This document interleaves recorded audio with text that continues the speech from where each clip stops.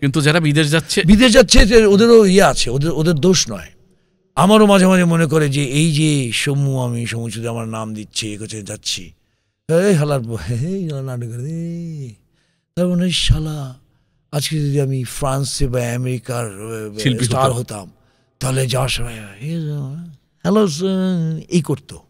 বা তোমরা জানো যে রজনীকান্তর বাড়ির সামনে সকালবেলা সবাই বসে থাকে ভগবান দর্শনে, যে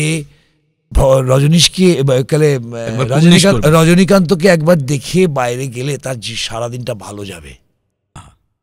এই ভাবনা থেকে তারা শিল্পীকে ভগবান মনে করে, ভগবানের রূপ মনে করে।